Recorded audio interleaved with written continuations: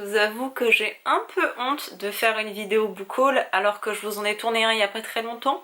Mais je crois que j'en suis déjà à une dizaine de bouquins achetés en l'espace de 15 jours.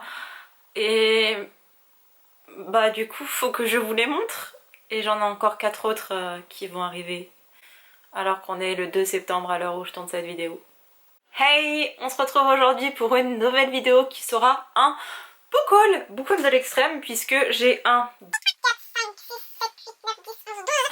13, 14 livres à vous présenter, achetés en 15 jours. Même 15 en fait, je viens d'en acheter un aujourd'hui. Ah, on en est à 15 en fait les gars. Tout va bien en sachant que en fait aujourd'hui j'ai reçu des petits colis. Du coup il y a 4 livres qui s'ajoutent à ma palle. Mais j'ai fait un tri donc j'ai une excuse. Voilà. Bref, je vais juste les prendre comme ça, il n'y a pas vraiment de sens. On va commencer par les numériques. Déjà je me suis acheté Tokyo Scénario, je crois que c'est ça parce qu'en fait à chaque fois je sais pas si c'est Scénario Tokyo ou Tokyo Scénario. Mais voilà, je sais que Audrey du compte Instagram Luna Book Addict l'avait lu il y a un mois de ça, quelque chose comme ça. Et elle m'avait quand même intriguée et bah du coup ça se passe à moitié en Corée parce qu'on suit, est-ce que je sais ma lecture, enfin l'une de mes nombreuses lectures en cours parce que j'en ai beaucoup en cours et ne me jugez pas, ok. Mais on suit une jeune fille qui est coréenne, qui est actrice de K-drama, donc de drama coréen, et elle joue à chaque fois la fille qui... Bah elle joue à chaque fois des rôles de lycéenne, amoureuse, des romances quoi, et elle en a marre, et un jour on va lui proposer un scénario pour jouer à Tokyo, un thriller, et elle va accepter, et voilà, j'en suis arrêtée là de l'histoire, donc je vous arrête là, je ne sais pas ce qu'il en est, mais voilà, il m'attirait bien, et il était pas cher aussi en numérique, donc j'ai craqué. Il y en a un autre, je me souviens plus le titre, je suis désolée, Le Monde Imaginaire, Les Mondes Imaginaires. Alors il s'agit de Nos Mondes Imaginés, je vous mettrai la couverture ici encore une fois. Je sais que c'est un truc hyper triste et déprimant et j'ai vu que Tiffany du compte Instagram et du blog Les Lectures d'Hachi, oui je vais faire la promotion de tous mes copains parce que c'est important, elle a dit qu'elle avait adoré et c'est le genre de livre qui brise le cœur et j'aime bien avoir le cœur brisé, donc voilà.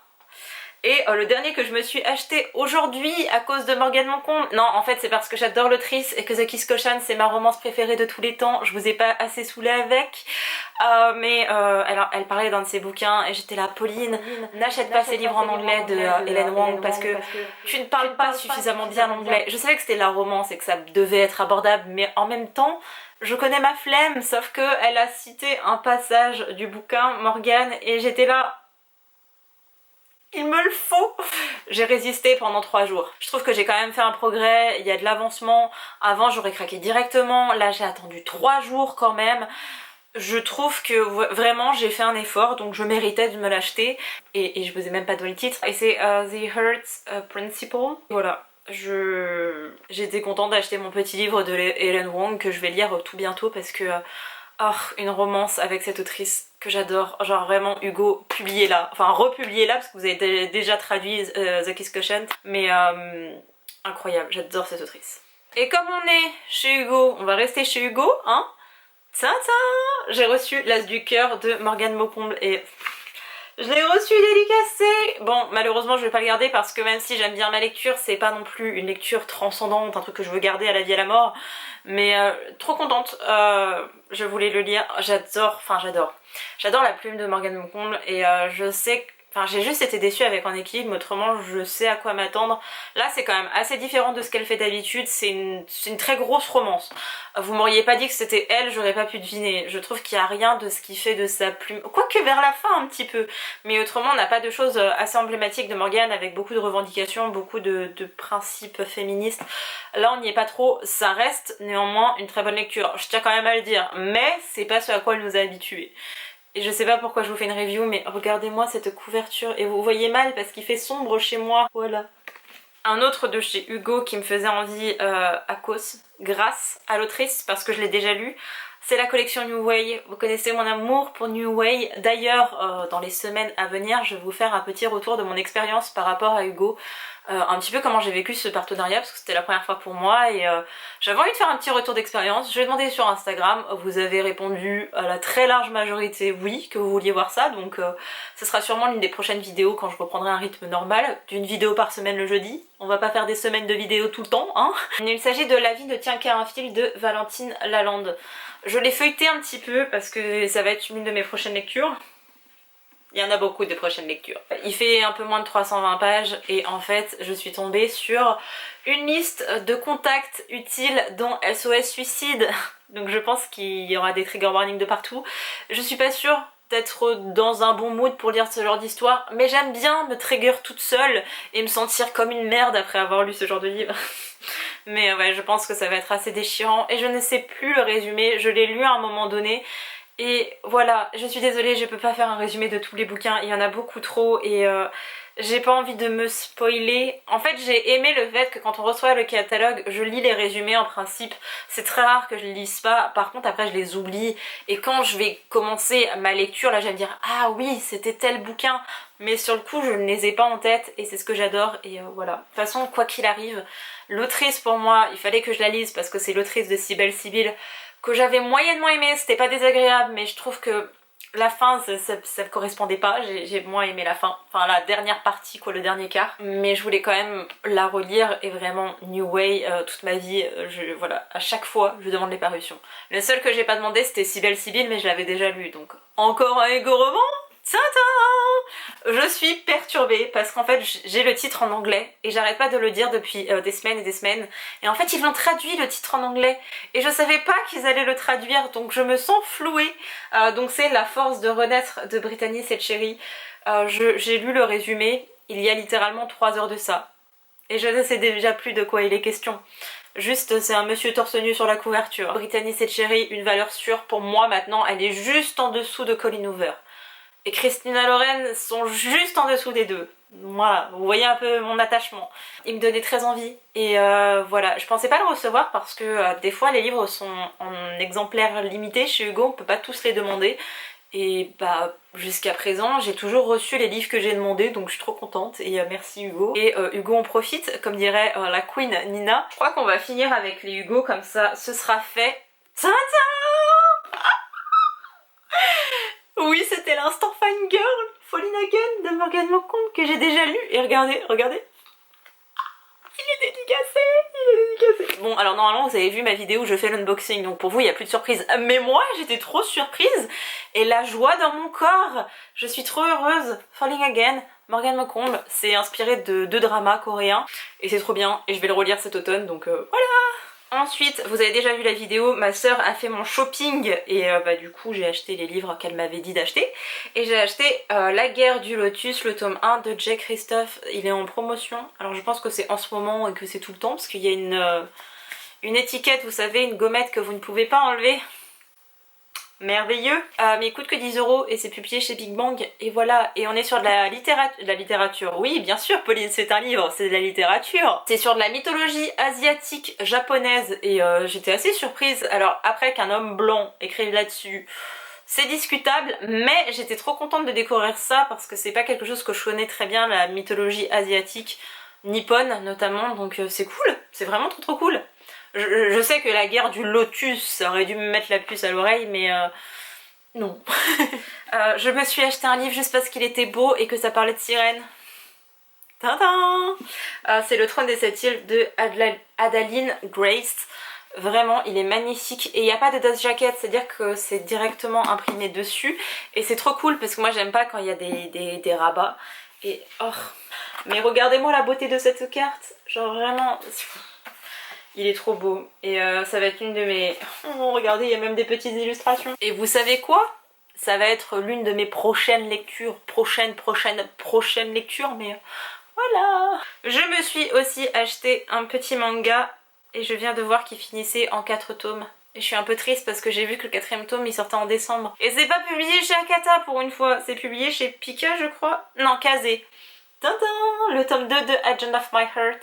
C'est un peu problématique mais j'aime bien. C'est sur une agente de star quoi, qui va devoir s'occuper de ce garçon parce qu'il a demandé spécifiquement à ce que ce soit elle qui s'occupe de lui. Sauf que lui c'était le connard qui l'a harcelé quand elle était au collège ou au lycée. Et voilà, ils vont finir par tomber amoureux alors que c'est complètement problématique. Bref, on continue. Fille de la mer, j'adore la couverture, genre vraiment. C'est de Marie-Lynn Bracht, Bracht normalement. Oh, j'adore la couverture. Je vois Corée 1943. Honnêtement, je sais plus de quoi il parle, mais j'avais lu le résumé à l'époque et il m'attirait vraiment. Et quand Adeline a fait mon shopping, elle m'a dit que j'avais le droit de l'acheter. Je peux l'acheter? S'il te plaît? Attends, on regarde les autres avant. S'il te plaît? Mais moi je voulais que tu achètes une fantaisie. Mais j'en achèterai aussi, t'inquiète pas, si j'en achète 5 de bouquins, c'est pas grave. Hein. Ok. Ok, merci. Toujours à cause d'Adeline, Les filles de la chance de Charlotte Nicole Davis. J'ai l'impression de passer ma vie à vous présenter ce livre, mais il m'attire aussi, donc voilà. Appréciez cette jeune femme noire qui est tout à fait mon style de fille. Voilà. Je sais qu'on est dans du post-apo et qu'il est question de féminisme, de sororité. Je n'en sais pas plus. Il m'attire. Un jour ou l'autre, on va le lire avec Adeline, ou je lirai toute seule, tant pis, mais voilà. Là, c'est Amélie qui arrêtait pas de m'en parler, du coup, comme il a été traduit, je l'ai pris. Alors, je fais juste un petit aparté, c'est que je vous l'avais déjà présenté dans la vidéo toujours avec Adeline. Et sachez que je passe ma vie à parler d'Adeline parce que je passe littéralement ma vie à parler avec elle. Mais apparemment, la traduction est mauvaise.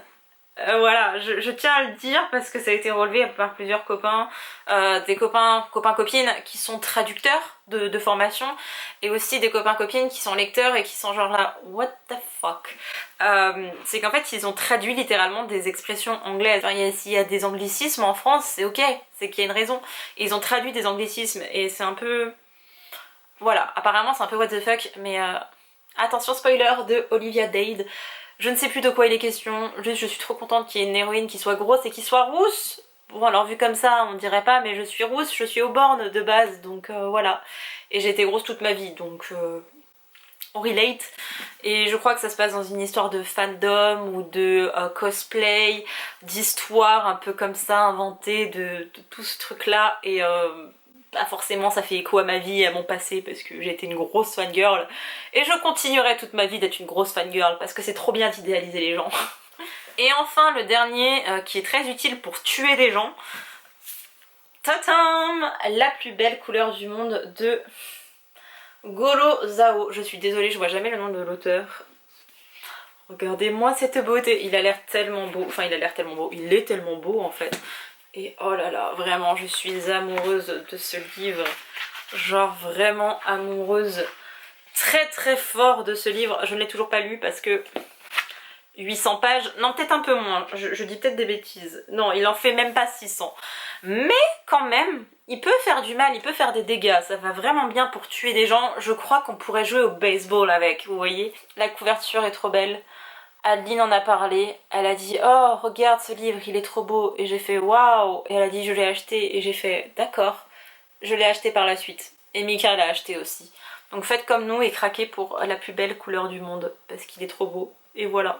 Et c'en est tout enfin de ce book haul. J'espère que ça vous a plu. Comme vous le voyez j'ai un peu beaucoup craqué mon slip mais j'étais contente. Écoutez, le mois d'août ça a été un mois compliqué au niveau émotionnel, à tous les niveaux en fait, et j'avais besoin d'un truc qui me fasse aller bien. Et acheter des objets, acheter des livres, ça me fait du bien, donc j'ai craqué mon slip et je regrette absolument pas parce que ça m'a fait du bien. Et qu'un jour ou l'autre je les lirai et ça va être trop cool. Et voilà, j'espère que ça vous a donné des petites idées d'achat.